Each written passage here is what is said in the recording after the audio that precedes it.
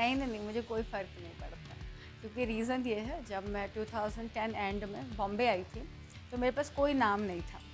और there is a saying in Bollywood, बदनाम हुए तो क्या हुआ, नाम तो हुआ। So I am happy, I have no complaints, no regrets. हाँ, तकलीफ़ उनको है जिन्हें ऐसा लगता था कि ऐसा करके मुझे ख़त्म कर देंगे, लेकिन मैं तो और ज़्यादा शाइन करने लग गई। तो आई एम वेरी हैप्पी। नुकसान उनको होता है जो उसको उस तरीके से लेते हैं। मैंने तो कभी ऐसा लिया ही नहीं कि मुझे नुकसान हो रहा है, पहला।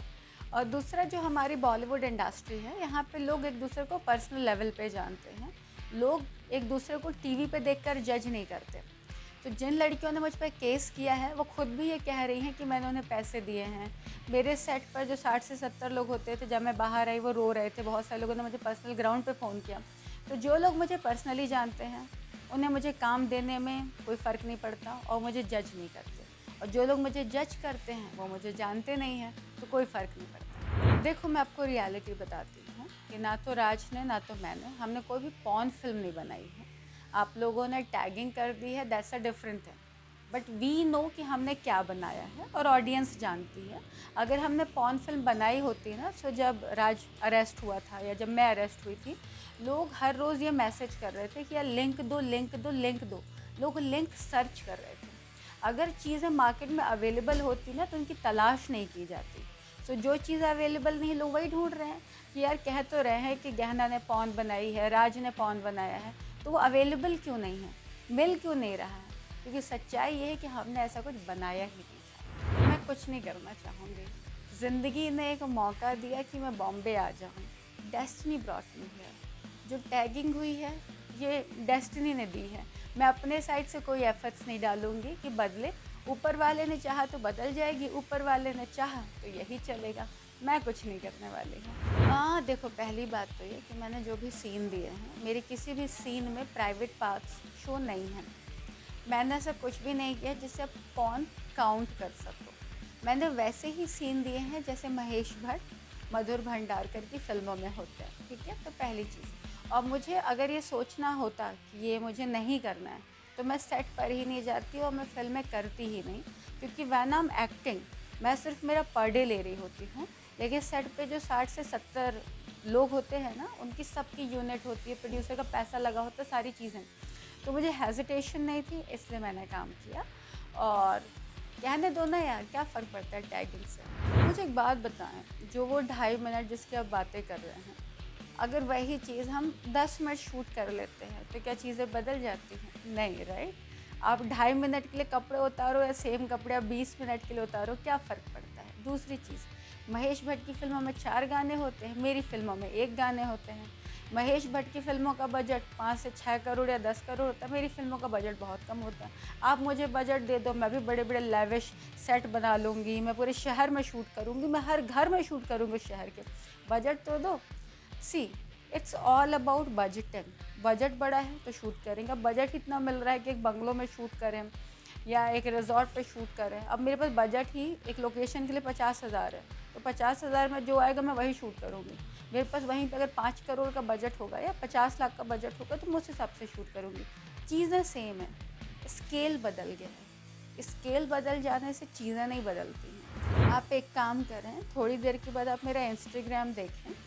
मैंने इंस्टाग्राम पे ना एक बहुत ही नॉर्मल सी पिक्चर पोस्ट की है, वह मैं ब्लाउज़ पहन रखी है मैंने और बहुत शॉर्ट पहन रखा है। उस पे गाइडलाइंस आ गई है कि ये उनके गाइडलाइंस के अगेंस्ट जा रहा है। कल मैंने एक नॉर्मल सी पिक्चर पोस्ट की थी, नॉर्मल बिकिनी थी, नॉर्मल, काफ़ी बड़ी बिकिनी थी, सिर्फ उसमें मेरा माउथ ओपन था। वो भी गाइडलाइंस के अगेंस्ट हो गई, क्योंकि लोग रिपोर्ट कर रहे हैं मेरे इंस्टाग्राम को। सेम वे में अगर आप किसी की ना सक्सेस से जलने लग जाओ और बार बार उंगली करने लग जाओ ना, तो चीज़ें ख़राब हो जाती हैं।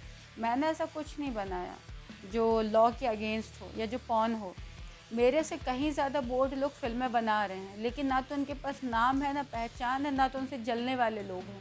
मुझे बता दें आपको, मैं ये इंटरव्यू ख़त्म होने के बाद मैं इंस्टाग्राम के स्नैपशॉट दिखाती हूँ।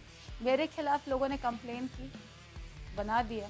देखो यार, एक छोटे शहर की लड़की अगर अपने दम पर आकर के 150 एक्टरों को लॉन्च कर सकती है ना, उनमें से कुछ लोग ऐसे होंगे जो मैंने उनके हिसाब से काम नहीं किया होगा, कंप्लेन कर दी, चले गए अंदर। अंदर जाने का मतलब ये नहीं होता कि मैंने गलत काम किया है। अंदर जाने का मतलब ये है कि लोग ये नहीं चाह रहे थे कि मैं काम कर सकूँ। बस यही फ़र्क पड़ा है कि मैंने 1 सवा साल से कोई ख़ास काम नहीं किया है। मैं last year I got arrested on 4th of February। अभी फरवरी, मार्च, अप्रैल आ गया, तो मैंने 1 सवा साल से कोई काम नहीं किया। मेरी ज़िंदगी में काम रुक गया। मैं जिस स्पीड से काम कर रही थी मैं नहीं कर पाई। मेरा इरादा था कि मैं एक फ़्लैट ख़रीद लूँगी, जो मैं नहीं ख़रीद पाई। सक्सेस रुक गई है, कैंसिल नहीं हुई है। हाँ, लेकिन मैं पहले से ज़्यादा स्ट्रॉन्ग हूँ। मैं पहले से ज़्यादा दुनिया को अलग तरीके से देखने लग गई हूँ। अब मुझे कुछ खोने से डर नहीं लगता, ना कुछ पाने की बहुत ज़्यादा खुशी होती है। तो मैं पहले से बहुत ज़्यादा स्ट्रॉन्ग हूँ। देखो, अभी फ़िलहाल तो मैंने अपना एक पर्सनल ऐप लॉन्च किया है, जिसका नाम है gehna.mera.app, जिस पे मैं लाइव जाती हूँ, मैं जिसमें अपने बहुत ज़्यादा बोल्ड कंटेंट पोस्ट करती हूँ एंड वहाँ से मैं थोड़े बहुत पैसे कमा रही हूँ। ठीक है, एक तो ये। दूसरा, एक ऐप लॉन्च हो रहा है लव शॉर्ट्स के नाम से। वहाँ पे मेरी 20 फ़िल्में अप्रूव हुई हैं, तो मैं उनके लिए फ़िल्में बनाऊंगी, जिसमें से कुछ में मैं एक्टिंग भी करूंगी, कुछ में शायद डायरेक्ट और प्रोड्यूस भी कर लूँ, तो वो चल गया है। उसके अलावा मुझे 3-4 ऐप वालों ने अप्रोच किया है, सो उनके लिए भी मैं काम कर रही हूँ। और कुछ टाइम पहले मैंने एक फ़िल्म की थी, मतलब मैंने सीरीज़ की थी, जिसका नाम है the case of Gill. Ranveer, Shaurya वगैरह सब हैं। वो मैंने की है ना, वेटिंग को रिलीज़ हो जाए, so I will be the happiest one. आप प्लीज़ इन्हें आप एडल्ट ना कहें, थोड़े से बोल्ड होंगे, थोड़े से लॉ के हिसाब से बनेंगे, बट आपको कुछ भी कहना आप कह सकते हैं, but believe me, as it is जैसे भट्ट फिल्में बनाते हैं वैसी बनेंगे। सेम टाइप में सॉन्ग शूट होगा, बस पैमाना जिसे हम स्केल कहते हैं वो थोड़ा छोटा होगा। देखिए, मैं आपको एक बात बताती हूँ, बोलने के लिए मुंह मिला है तो लोग कुछ भी बोल देते हैं। 2012 में जब शर्लिन ने कामा सूत्रा की थी, तब तो मैं शर्लिन को जानती भी नहीं थी। तो मुझे बता दे, कामा सूत्रा के chief editor I don't think Raj Kundra हैं। या राज कुंद्रा ने कामा सूत्रा की फ्रेंचाइजी ले रखी हो, तो ऐसा तो नहीं है। और या तो मैं उसकी एडिटर या रिपोर्टर या मेकर, या मैं तो कुछ भी नहीं हूँ। जब उन्होंने न्यूड किए थे तब तो हम कहीं नहीं थे। फिर उसके बाद शर्लिन का एक ऐप था जिसमें वो रात दिन ऊट पटांग वीडियोस बना रही, कुछ भी बना रही। मेरे हिसाब से ना तो राज कैमरा मैन है, ना राज लाइट मैन है, ना मैंने ऐसा कुछ किया है। तो इंसान तो खुद ही कुछ भी जो भी बना रहा है। बेसिकली हुआ क्या, कहते हैं ना, बहती गंगा में हाथ धो लेना।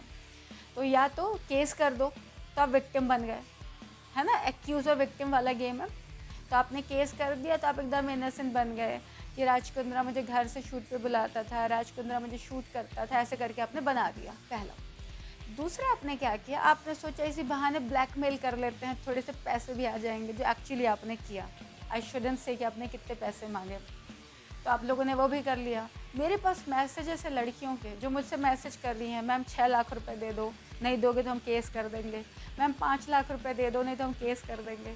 किया क्या आप लोगों ने? जितनी लड़कियां हैं या तो ब्लैकमेलर बन गई हैं या तो विक्टिम बन गई हैं।